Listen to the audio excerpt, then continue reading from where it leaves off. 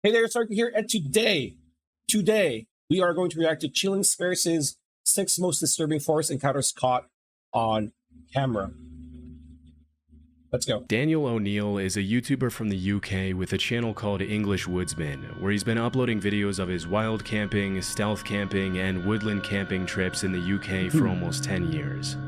Most of the channel's videos feature Daniel reviewing camping gear for his viewers and showing footage of his adventures in the great outdoors. What is that? Feature Daniel reviewing camping gear for his viewers and showing footage of his adventures in the great outdoors. But still, zone of... Oh, is it like a manual pump? Air pump? For the most part, they're pretty tame, but in August 2023, And he's not even far off from Civilization 2. He uploaded a video of his camping trip in the woodlands close to his home, and the footage is pretty disturbing. The first part of the video pretty much just shows Daniel walking through the woods and talking to his subscribers, eating berries, and pointing out the sights on the way to the campsite. At several points along the way, he pauses to mention the footprints and garbage he sees lying on the trail, indicating other people had been there in the last few days. Someone's been here. There's a lot of rubbish around here.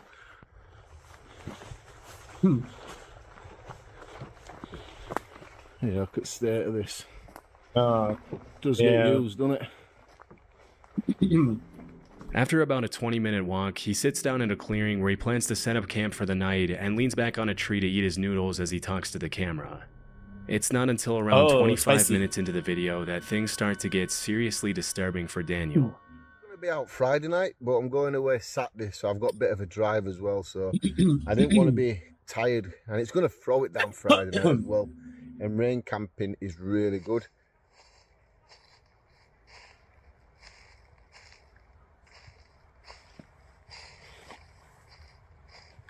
That's pretty close.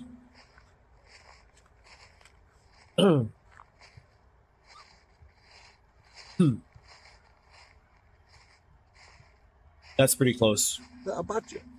No. 2 feet. 2 feet. Hello? It's very close. That is so close. Even though some pretty human-like footsteps could be heard right behind Daniel, as soon as he turns around to scan his environment, there's nobody in sight. What's most disturbing is that as soon as he turned around and yelled hello, the footsteps immediately stopped. No, it didn't. For the next few minutes, he sits down and tries to It was still walking, dude. Hello? See? It was still walking. For the next few minutes, but things only continue to get even more creepy as the sun begins to set. So he can't see anybody, right? Be a ghost. Again.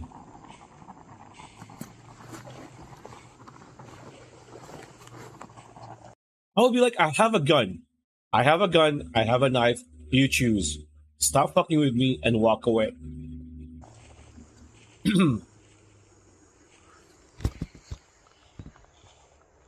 There's that noise again now. It's still walking around. Hello? Okay, he's a bit elevated, so can it be below? Can it be like around here? Right? This looks like this is lower ground, right? But it's loud. Hello? You got a bit of that. There's nobody here. About 40 minutes into the video, the footstep noises can be heard again, and this time it sounds like they're getting closer to Daniel. By this point, most people would have hightailed it out of there without any hesitation, but Daniel decides to sit back down to finish his dinner as he tries to calm his nerves for the second time. Amazingly, a few minutes later, it almost seems like he completely forgets about the footsteps and manages to think about less disturbing things, which is honestly pretty impressive. But as darkness sets in, the eerie footsteps start up again. I'm going to be honest. I can't stay here now. I'm going to be a wimp. I don't care if people call me a wimp in the comments, but I can't stay here. I would have left after eating my noodles. I don't care if people call us, they call me pussy, I don't care. I've done camping like this load of times. I think I'm gonna go find some. I would assume that he's been since the narrator said that this is close to his place, right? So I would assume that he's been here more than once before, and this is the first time that he's experiencing somebody walking around and you can see anybody. Maybe it's a predator, I forgot the alien species, to get but this bivvy set up. But I'm leaving this spot or something. I can't remember. You can still hear it. Understandably, after this third incident, Daniel decides to head somewhere else for the night to play it safe. It's hard to know what exactly was making those sounds, but because they sounded very similar to human footsteps, it's possible that Daniel was being stalked by someone in the woods. This is obviously incredibly dangerous, as you can never really trust someone's intentions when you're in such a vulnerable position all by yourself in unknown territory.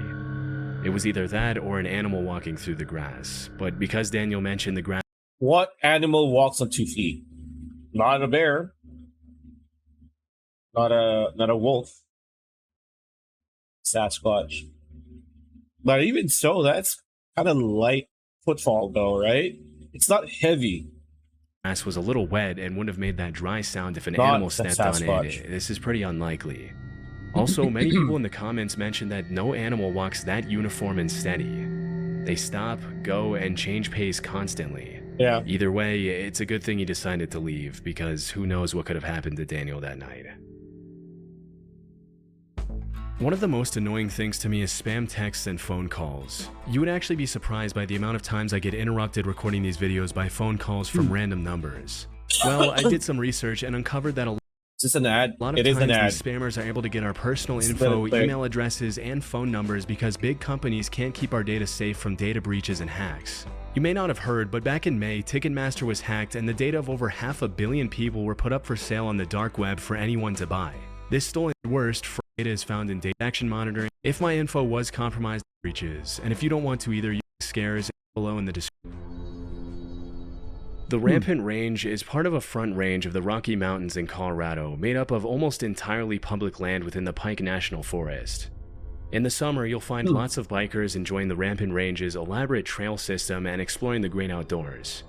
For the most part, this part of Colorado is a paradise for anyone who enjoys spending time in nature. That looks good. But over the past few years, there's been a pretty alarming trend on the rise, with random people setting up wires on trees at just about head height in an effort to seriously injure bikers on the trail. Why?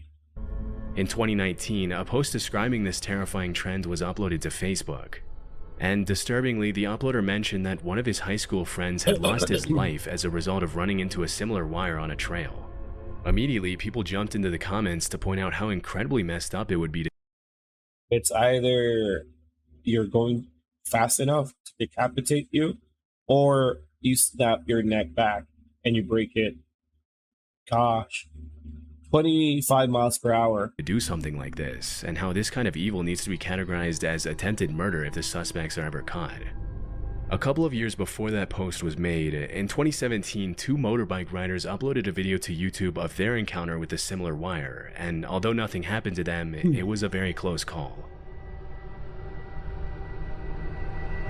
Ooh! What the fuck?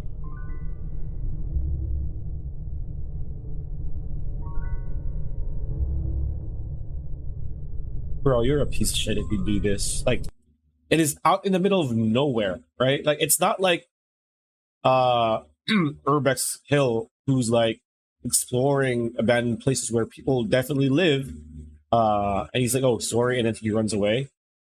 This is very purposeful for the person. They hate bikers, maybe, I don't know, but like to go out of your way to do this in the middle of nowhere on a bike trail is just, that's fucked up.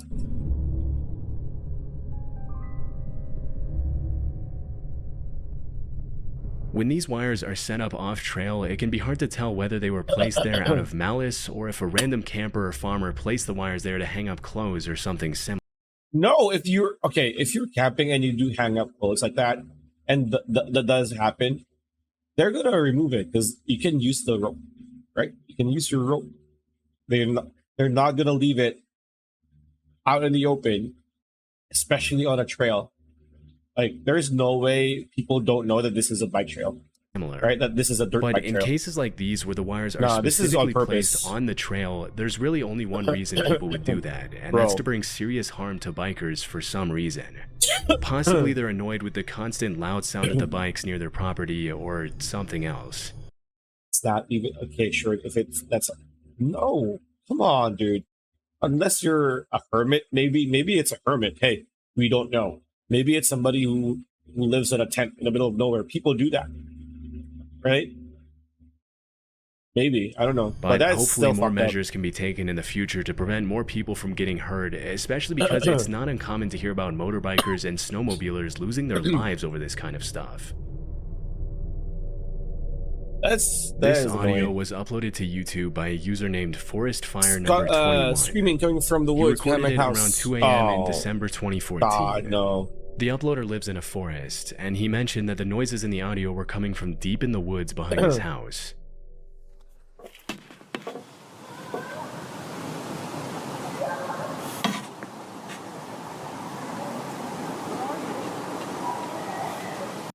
Where are you?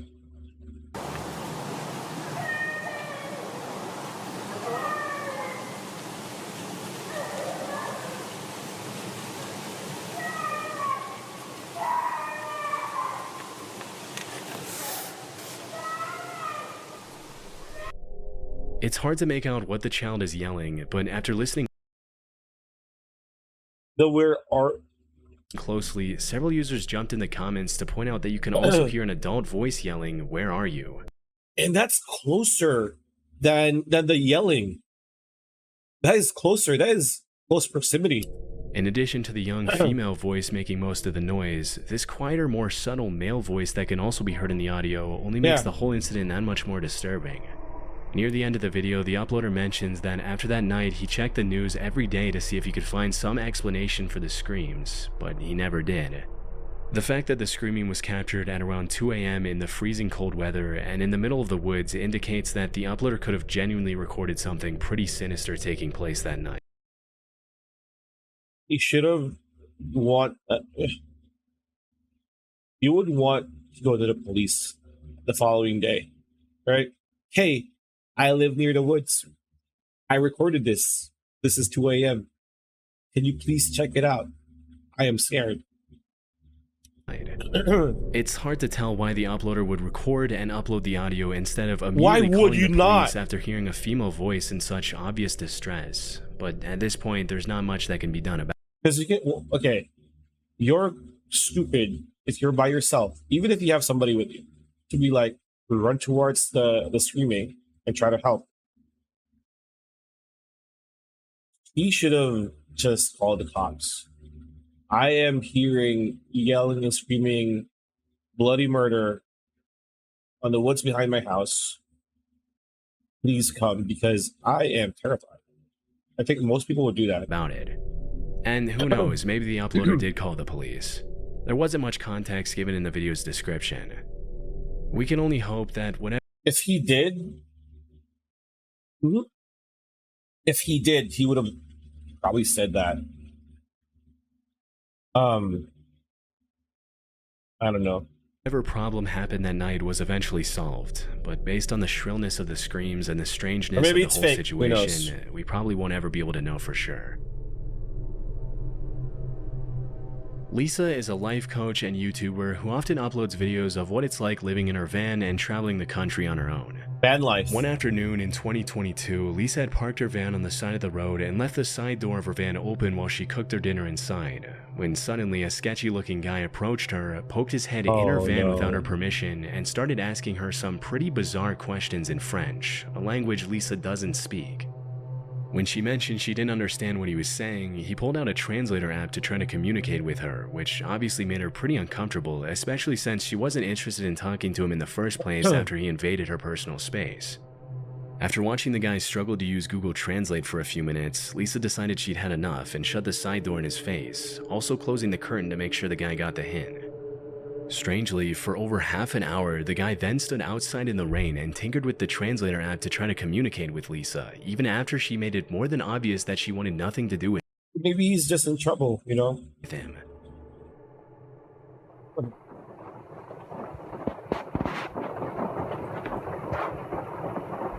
Maybe he's not of sound mind. Where'd he go?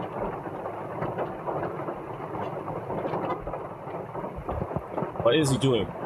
He just moved even closer so that I can't move out, so that I can't go forward.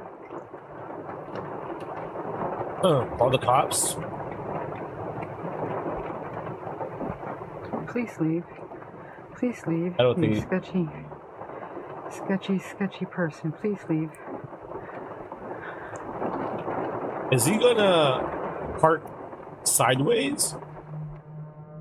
With a very shady demeanor, the man snuck into the bushes and pretty much just stalked Lisa from a distance, as if he thought she couldn't see him.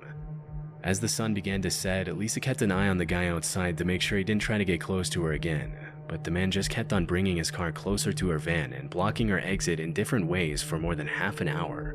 Call the police. I get it, you're stealth camping. Call the cops, dude. Man. This thing is really starting to freak me out. It's been like a half an hour and it just keeps on moving his vehicle so he can see in my... Lady, the moment that he was talking in the bush and he kept blocking your way with his car, you should have immediately called the cops. Like, I get it, stealth campers, van life people, like, camp in areas where they shouldn't have been doing the parking a lot. You could just lie. I'm just there to, like, you know, take a break, maybe a few hours sleep, and then, you know, go, you know, keep on driving. This is I'm gonna call the cops moment. And I don't know why she didn't. It's 7 o'clock, 7 p.m. Even more. Fortunately, just as darkness had begun to set in, a family in an RV pulled up right behind Lisa and spent the night in the same parking lot as her, which comforted her enough to stay there the entire evening. Disturbingly, the guy left soon after the other family arrived, but came back about 3 hours later in the dead of night to check if Lisa was still there. When he saw the other family in the RV was also still in the parking lot, he left and didn't come back. The next morning, Lisa left early and never saw the guy again. It's hard to tell what the guy's exact intentions were, but based on his overall sketchy demeanor and questionable behavior, they couldn't have been anything good. The one thing we can be sure about is that it's a good thing the other family in the RV arrived at the parking lot when they did. Otherwise, who... So my question is, how did the big-ass RV get to drive into the, I don't know, rest stop? Who knows what the man would have done to Lisa? In May 2014, an Imager user uploaded a blog post where he talked about the time he went to visit a friend in northern Germany. According to the uploader, his friend told him about these pipes that he had found in the woods near his house that stuck up out of the ground like periscopes. Bro, I know you all know about the Land Between the Lakes, Dogman, Bigfoot. People think that there's like a government facility before in there. It has shit like this there. Apparently, his friend and his siblings played near the pipes as kids and knew that there were bunkers hidden below them, but their parents never allowed them to get near them out of concern for their safety. I wonder why. During the visit narrated in the blog post, the uploader and his friend decided to check out the pipes and finally go down into the bunkers that they never had permission to explore when they were younger, and they found some pretty disturbing stuff. A few hundred feet away from the trees, they found the entrance to the bunker covered with a loosely placed piece of wood that they easily removed with a crowbar. Once inside, all they could see were these long, seemingly endless hospital-like hallways that extended for thousands of feet under the wood. Maybe these are like World War II bunkers, right? Just in case like the Allied forces bombed Germany too much, so that like maybe civilians, or I don't know, maybe Nazi Germany can hide. As they ventured further and further into the maze of tunnels, they found graffiti on some of the walls, indicating they weren't the first people to get the idea to explore the underground bunkers.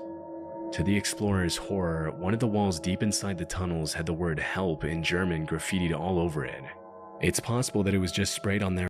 Yeah, it's just some kid who's gonna screw. Hey, if I explored this, I would also do that.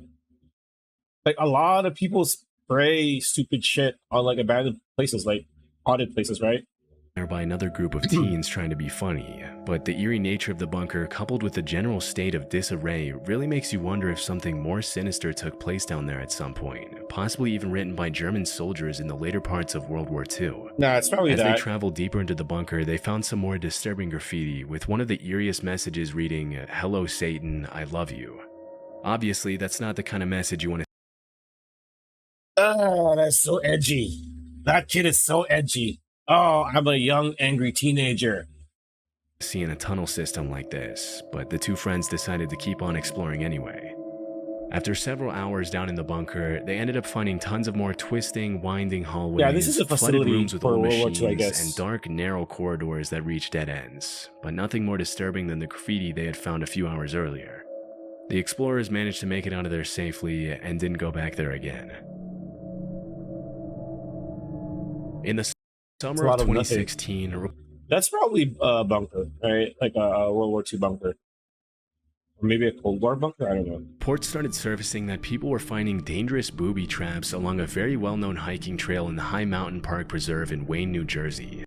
That's like Wile E. Coyote levels of... What? As per the police reports, the traps mostly consisted of boards with nails sticking out of them, barbed wire, broken bottles placed along the trails behind or near rocks or logs, and other treacherous materials. As more and more complaints started coming in, oh my god, you're not seeing that. You step on that, your foot is fucked. But why long screws though? Warned people to keep an eye out for the traps and even organized cleanup efforts to keep hikers safe during their treks. What's most disturbing is that these traps were clearly placed there to hurt people, as there's really no other reason to put nails and barbed wire on the ground in the middle of such a popular hiking trail. It's either a piece of shit or just a crazy person. Yeah. The fact that someone would take the time to get out on the trail, build a booby trap in such detail, and place it there with the intention to do like what I said with the wire on the trees with the bikers, right? Harm to other people and their pets is honestly pretty messed up. But it didn't take the cops too long to make an educated guess as to who was behind the whole thing. Oh. Although they never found the individual suspects responsible for placing the traps on the trail, the sheriff's department determined that the traps had probably something to do with the feud between hikers and bikers who had been fighting over use of the trail for decades. Really? Hikers and bikers with there's a turf war between hikers and bikers. According to many nearby residents, it's common for bikers on the trail to speed past the hikers without ringing their bells or announcing their presence. Right, so that is a dick move, not gonna lie, but which has led to several injuries and rising tensions between the two groups over the years. Still, it's hard to imagine that someone would take the issue to the point of trying to harm an entire group of people so maliciously with such brutal methods. Fortunately, no one was hurt as a result of the traps, but the suspects responsible were never found. Yeah, unless you have a trail cam, you know, you've set up trail cams along the paths, right?